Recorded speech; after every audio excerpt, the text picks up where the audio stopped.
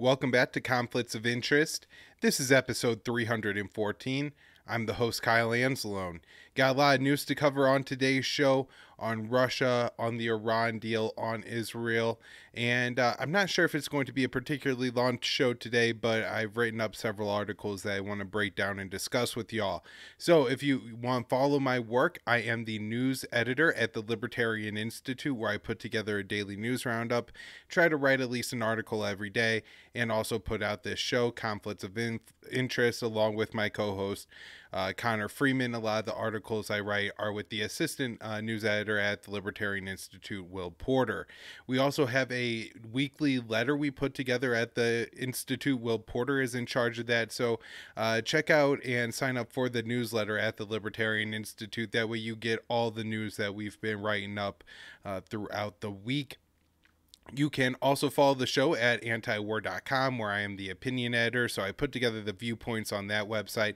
I also write some news stories for the antiwar.com as well, and so if you check out antiwar.com every morning, you're often either going to find my work or what I'm putting together in the viewpoint section of that website. You can support the show just by sharing it or subscribing. It's up anywhere you could listen to audio podcasts.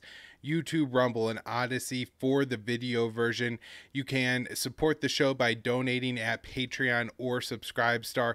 We also have crypto that we take all that information in the show notes page. The best way you can help out the show, and this way you get some great benefits yourself, is by doing your CBD shopping at Paloma Verde. PalomaVerdeCBD.com, promo code PEACE. Home to a wide selection of high quality CBD products. They got the lab tester results right there on the website, so you know you're getting great products. When you use that promo code PEACE, you're going to get 20% off, and the show's going to get a kickback. That means you're getting your CBD at a really good price, and you're also supporting your favorite podcast. So head on over to PalomaVerdeCBD.com to do your CBD shopping. All right, let's get into the show. First article today I wrote for antiwar.com. Pentagon announces new $775 million weapons package for Ukraine. On Friday, the Department of Defense told reporters that President Joe Biden approved a new $775 million round of security assistance for Ukraine. While announcing the 18th weapons package in the past 6 months, a senior defense official said the U.S. had adopted a tradition of giving Kiev what they need when they need it. Now, I really only saw this reported in the Twitter thread put together by Voice of America, that is the U.S. government's news agency. So it's a propaganda site, but they do have a Pentagon correspondent, and that Pentagon correspondent tweeted that out. So I thought that was pretty important that the Pentagon is saying that they're giving that level of just support for Ukraine at this point, that it's what Ukraine needs when they need it, not as much of an assessment as what's going on the American side, and what we want to give you to Ukraine when and why should all be extremely important. All right, going on. For the first time, the U.S. will be sending Scan Eagle drones. The UAVs are made by a subsidiary of Boeing and are used for surveillance. The Pentagon said other allies may have sent Scan Eagle drones to Ukraine, but was unsure if Kiev had deployed any on the battlefield. The Pentagon made the announcement to select reporters and the official who spoke on condition of anonymity. The Defense Department claims the new package brings the total military aid to Ukraine to $10.6 billion since Russia invaded on February 24th. So I want to break that down a little bit. I think I probably talked about this on the show before, so I don't want to get too redundant with it, but I do want to bring this up because I think that this is one of those things where, all these people who walk around and say, in a democracy, the press conferences to announce massive military shipments, authorized solely by the White House to another country that isn't even a treaty ally of the U.S. and at a war with another world superpower, right? That's what we're doing here.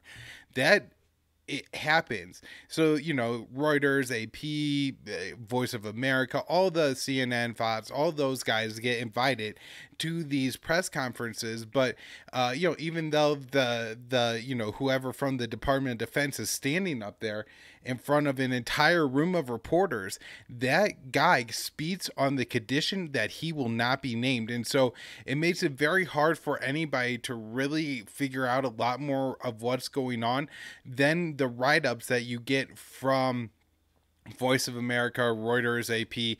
And so if information is coming out incorrectly, it's really because it happens in such a closed door kind of way, which, really bugs me as somebody who, even if it's a little bit of an amateur, I do think I'm a little bit of a journalist here. It really bugs me that this is the case. And, so much of the public is really being cut off from being able to comment on this. According to Voice of America reporter Jeff Selden, the package also includes ammo for high mobility artillery rocket system, the HIMARS, 16 105 millimeter howitzers. I did see that some of the reporters who attended that only put SITs, but I do believe that it was 16 105 millimeter howitzers, 36,000 artillery rounds, high speed radar missiles, anti-radar missiles, HARM is what they're called, and these apparently are able to lock on to radar signatures. There was one report that said, oh, this will be helpful for a short period of time, that I'm sure Russia will change their tactics. And then according to Selden, it was 1,000 anti-armor tow missiles and 1,000 Javelin anti-armor missiles and mine clearing equipment. I did read other sources put the number of tow and Javelin missiles higher.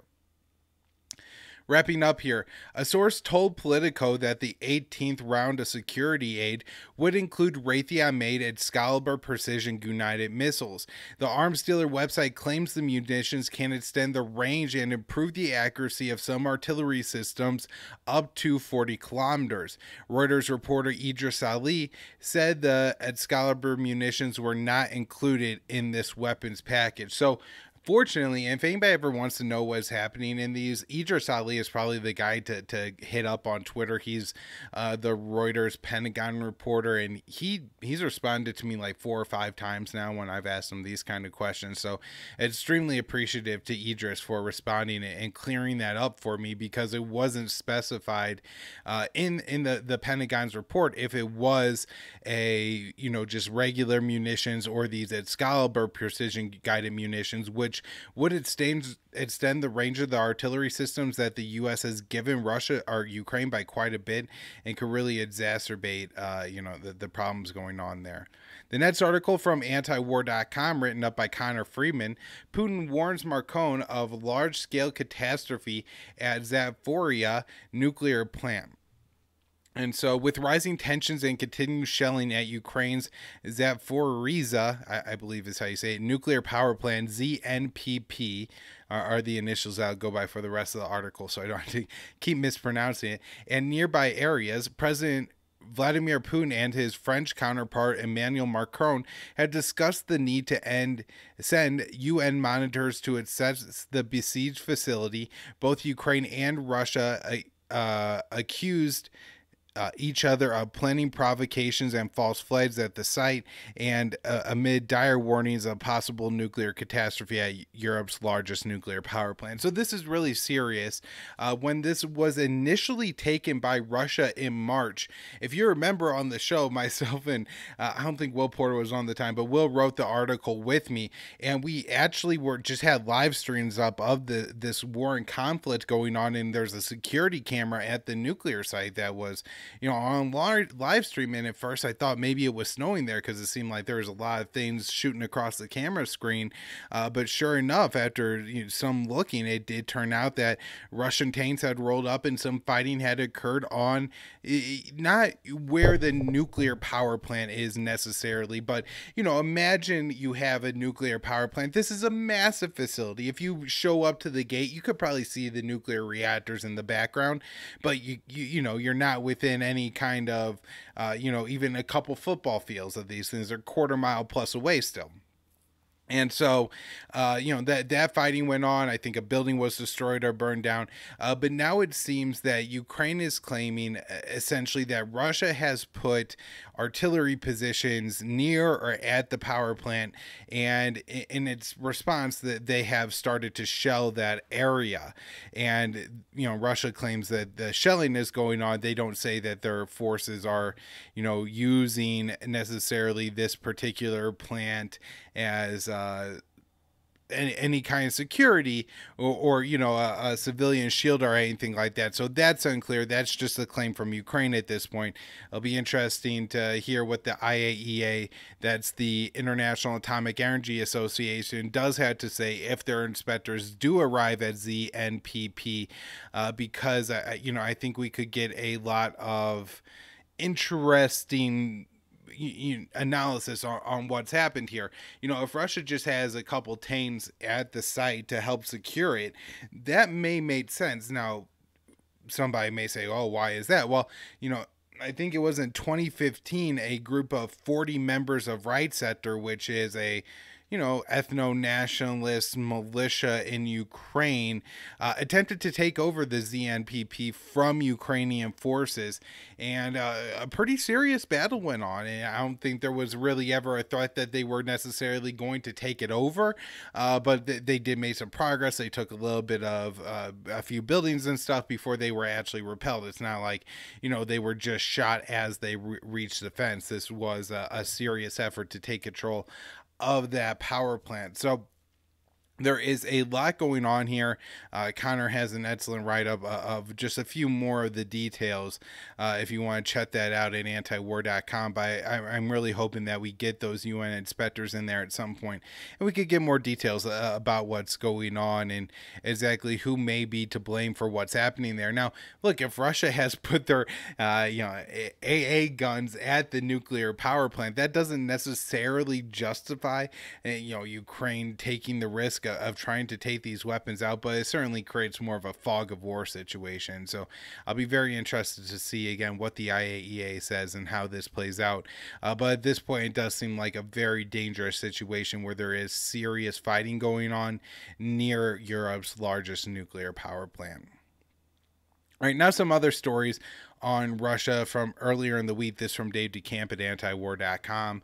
A senior Biden administration official told Politico on Wednesday that the U.S. supports Ukraine striking Crimea, which Russia has controlled since 2014, but neither Washington nor Kiev recognizes Russian territory. The official said the U.S. considers strikes on Ukrainian soil self-defense, which applies to Crimea in Washington's eyes. This is very dangerous, as I think the analysis on the show has kind of been all along.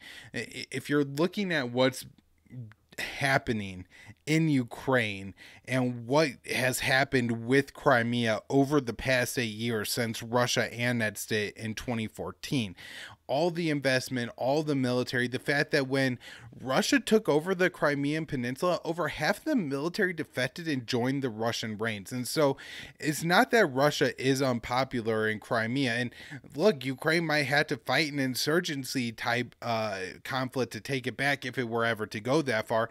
And it really doesn't seem to be the case if we look at the south of Ukraine.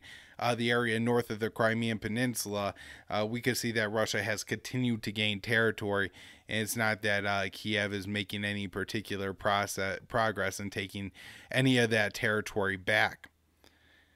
The Russian military said on Thursday that it deployed 3 warplanes equipped with hypersonic missiles to Kaliningrad.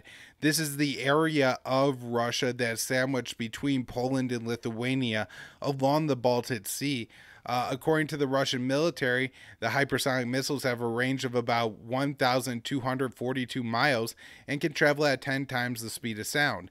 Kaliningrad became a potential flashpoint in June when Lithuania announced it would be enforcing EU sanctions on goods traveling through its territory to Kaliningrad by rail. Russian officials said there's still problems with the transit of goods to Kaliningrad, although some of those tensions have been brought down. And this is one of the things that I had talked about on the Scott Horton show when he interviewed me last Sunday, was that it did seem like the tensions had really ratcheted down from where we were in July, when Russia was making a lot of threats around Kaliningrad. But Russia was saying that, you know, the Lithuanians hadn't gone far enough in allowing goods from Russia to go to this Russian enclave. And so we've now seen some kind of escalation from Russia on this issue. So hopefully this will ratchet down. Europe will let the goods transit, and maybe Russia will remove the weapons. Turkey's President Erdogan says he discussed possible ways to end the war in Ukraine with Zelensky and the UN chief in Ukraine. Speaking after the meeting in the Ukrainian city of Lviv, Erdogan said they discussed using the positive atmosphere created by the UN-brokered grain export deal to establish lasting peace. He also said they discussed the exchange of prisoners of war between Ukraine and Russia, and that would later raise the issue with Russian President Vladimir Putin. So this trip did seem to be more productive than any of the others that have occurred. It wasn't just about going and telling Ukraine, hey, we're giving you more weapons. This was a trip meant to go and I think sit down with Zelensky and look at ways that could end the war. This from Reuters. Deputy Treasury Secretary Wally Aldemiro told Turkey that Russian companies and individuals are attempting to use Turkey to bypass Western sanctions. In a phone call, the two also discussed ongoing efforts to implement and enforce sanctions against Russia, the department said in a statement.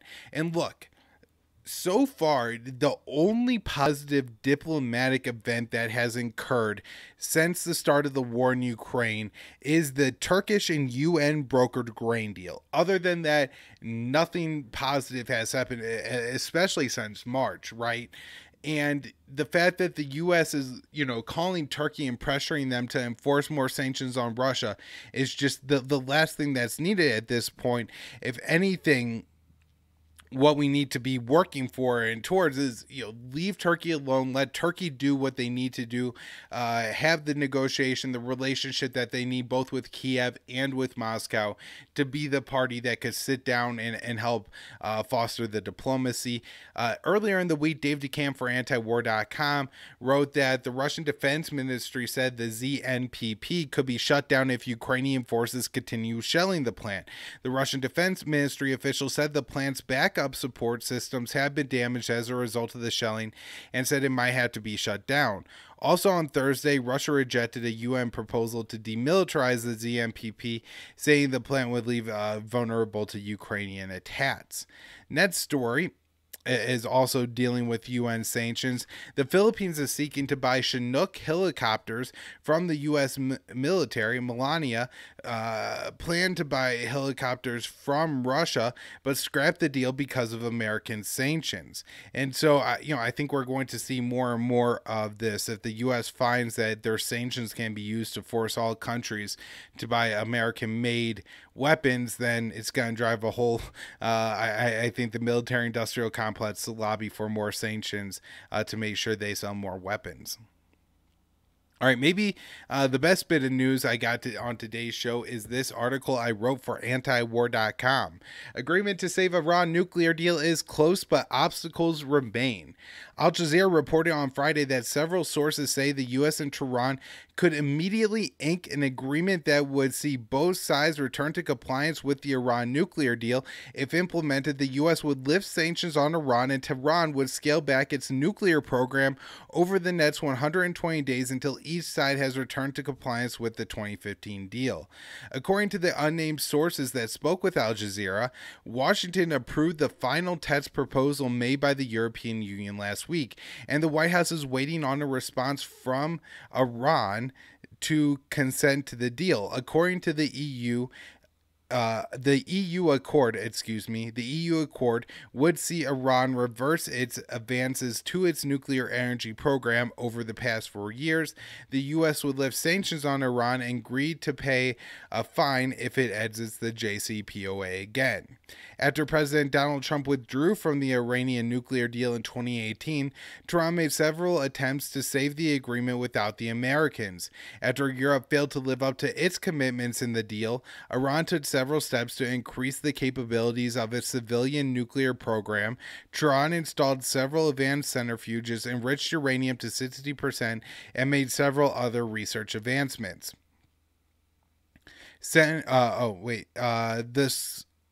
The source that spoke with Al Jazeera said the final obstacles include Iran's demand that the international nuclear watchdog, the IAEA, concludes its inquiry. However, Matt Lee, writing for the AP, reported some members of Congress are capitalized on the alleged plot to assassinate former National Security Advisor John Bolton and the attack on Salman Rushdie to prevent a return to the JCPOA. And so a little bit more background here, right?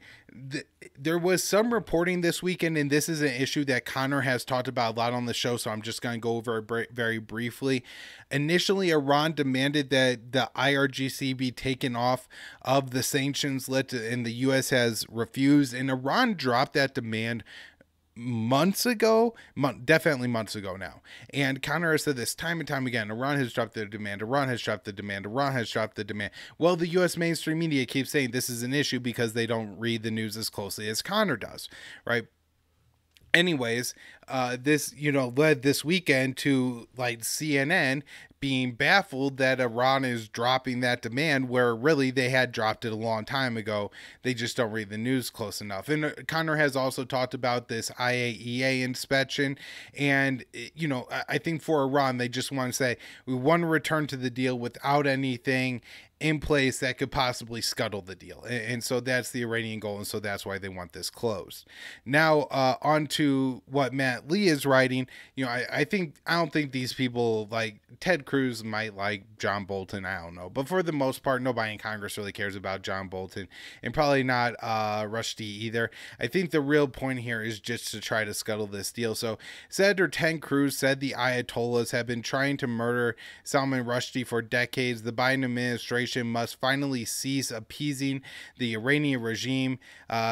Senator Tom Cotton echoed his Republican colleagues' demand. We know they are trying to assassinate American officials today. Biden needs to immediately end negotiations with the terrorist regime.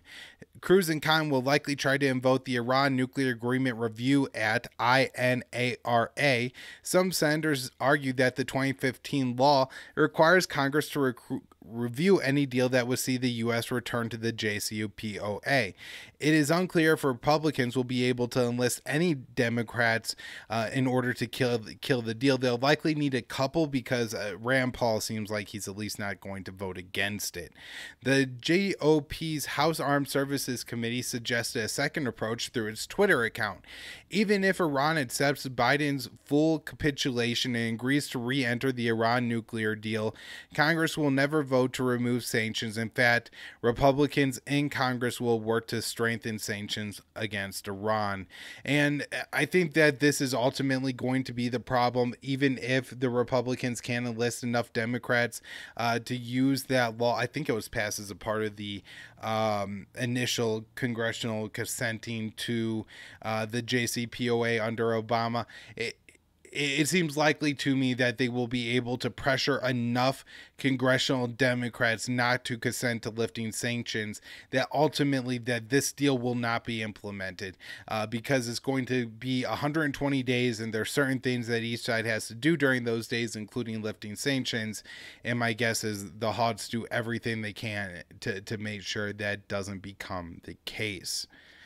All right, last article that I wrote myself to discuss today.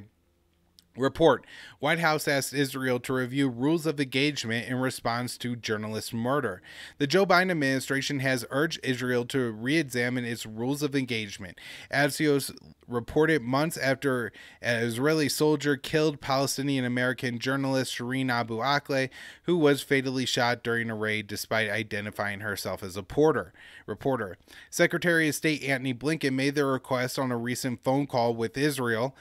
Israeli Defense Minister Benny Gantz, according to several unnamed officials from both countries. Blinken reportedly stated that Israel's rules of engagement were either not followed during the raid that killed Abu Akleh or needed to be reviewed, and also said that Tel Aviv should publish its own investigation into her death. A veteran reporter with more than 2 decades of experience covering the Israeli occupation, Abu Akleh was among several journalists present for a militarized raid in the West Bank city of Jenin on May 11th. During the operation, she was inexplicably shot in the head by an IDF soldier, killing her, while another reporter ended up with a gunshot wound but survived his injuries. Despite Abu Akleh's clearly recognizable press gear and a long line of prior Israeli abuses against journalists working in the Palestinian territories, the White House concluded her murder was probably unintentional. Shortly after the incident, Biden traveled to Israel as a part of a broader Middle East visit, where he proudly declared himself a Zionist. One Israeli official reached by Axios denied that any formal request was ever made by Blinken or the Biden administration, knowing that Tel Aviv would have ignored such an ask regardless. Israel is a sovereign country and the rules of engagement save lives, the unnamed official said. You know, this is, I think, the amazing part right here at the end, where this really isn't anything that the White House is asking Israel to do. It's not any kind of punishment for murdering a journalist, a Palestinian American journalist, 25 years of experience, a well-recognized name, and they shot her in the face when she was wearing a press vest and a helmet in marked press. You know, if you are a reporter in Israel, you should be concerned about going there, because the IDF may gun you down if you're trying to report on something they don't want you to report on. And rather than the U.S. saying anything about that, yeah, it's probably not intentional, and maybe you should look at your rules of engagement. And the response from Israel is, you know, go to hell. Now send us a $4 billion check so we could continue oppressing these Palestinians. All right, for a few more stories on the Middle East, I want to run through today before we wrap up the show. This from Middle East Eye. Saudi Arabia's Public Investment Fund, which is chaired by Crown Prince Mohammed bin Salman, has bought $7 billion of shares in U.S. companies, including Starbucks, Zoom, and Microsoft. So every time now you go get your fancy latte at Starbucks, you are supporting one of the most murderous people on the planet. A U.S. Security and Exchange Commission's filings show that the fund bought 3.6 million shares in Starbucks, 4.7 million shares in Zoom, and 1.8 million shares in Microsoft. Other shares bought by the fund include Alphabet, the parent company of Google, Adobe Systems, and the bank JP Morgan. Another critical part to this too is that Saudi Arabia is a big owner of Twitter, and they were recently found to be using Twitter to spy on users that were dissenters against the kingdom. So, you know, something else to remember here, especially when we're talking about Microsoft, Zoom, Google. What kind of information could Saudi Arabia be gaining access to on all of us to surveil us and potentially, you know, try to blackmail people or something like that? A Turkish airstrike killed 3 Syrian soldiers and spurred retaliatory attacks on Turkish soldiers. That was from Voice of America last week. Syrian state media quoted an unnamed military official saying that the Turkish airstrikes killed 3 soldiers and wounded 6. The official said the Syrian troops retaliated by targeting Turkish army positions and those of Turkish-backed opposition fighters. Later in the week, Jason Ditz from antiwar.com wrote, on and off fighting just west of the Syrian-Kurdish border town of Kobani has escalated into heavy exchanges of artillery between the Kurdish YPG and the Turkish military. And so we're seeing more and more Turkish military operations now in northern Syria. Although I did read this week that Turkey had officially said they did not want regime change in Damascus. Israeli military, this is from Dave DeCamp at antiwar.com. Israeli military officials have admitted that an Israeli airstrike that was responsible for killing 5 Palestinian children at a cemetery in Gaza during Israel's recent 3-day bombing campaign against the besieged enclave. The Israeli airstrike hit the Al-Fallujah cemetery next to the Jabali refugee camp in northern Gaza on August 7th. After the incident, Israeli officials said that the children might have been killed by a misfire rocket launch from the Palestinian group Islamic Jihad, but military officials told Haaretz that the Israeli army inquiry into the incident found that Israel was to blame. The victims ranged from 4 to 17 and were mostly from the same cemetery. The children were killed as they sat next to their grandfather's grave. You know, this is apartheid Israel. It's nothing shocking, but always disturbing. Axios reports the White House is seeking to assure Tel Aviv it will not make new concessions to Iran and a return to the JCPOA is not imminent. So I'm not sure exactly what that means. It would seem to kind of conflict with the Al Jazeera reporting and what I had talked about in my article. It could also mean that the White House is planning on allowing Congress to review the new agreement, which would give it a 30-day buffer. We've been talking about Austin Tice on the show quite a bit. He's a journalist who was in Syria and captured 10 years ago. The Syrian government is saying it does not hold Austin Tice. The White House recently claimed it was confident that Tice was a captive of the Assad government and had open discussions about securing his release. The Syrian foreign minister said the U.S. issued last week a misleading and illogical statement by the American president and Secretary of State that included baseless accusations against Syria if it had kidnapped or detained American citizens, including the former Marine Austin Tice. So this, I think, is interesting. With as confident as the White House was that they said that Tice is alive, I'm kind of surprised that this is the Syrian response. My guess would be if that they thought the White House was serious about negotiating with Syria on this issue, they would be maybe trying to put more value and pressure on the situation by admitting that they had Austin Tice and that they would be willing to send him to the U.S. and could essentially put out a list of demands at this point.